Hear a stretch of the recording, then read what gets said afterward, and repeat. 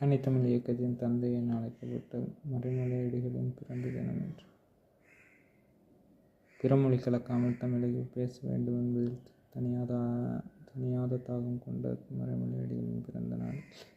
தமிழே தெரியாத தலைமுறைகளாக நாம் வளர்ந்திருக்கின்ற இந்த தருணத்தில் நம் தாய்மொழியை நம் குழந்தைகளுக்கு கற்றுக் கொடுப்பதிலும், தாய்மொழியின் சிறப்பை தன் குழந்தைகளுக்கு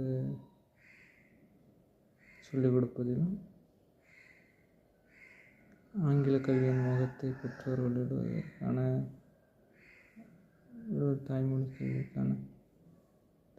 கல்வியை ஊக்கப்படுத்துவதற்கான உறுதியை ஏற்போம்.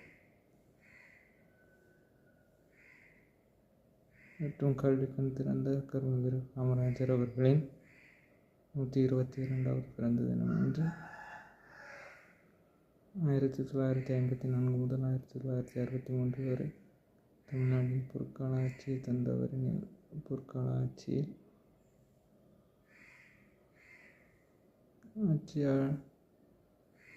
இன்றைய தலைமுறை அரசியல்வாதிகளை நம்ப முடியாத கற்பனை உலகத்தில் இருப்பது போல இருக்கின்ற அந்த ஆட்சி மீண்டும் தமிழகத்தில் வர வேண்டும் என்று உறுதியேற்போம்.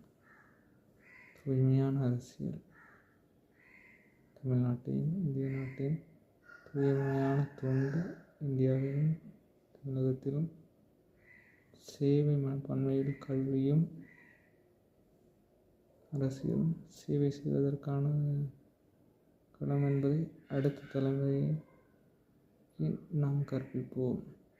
நன்றி, வணக்கம்.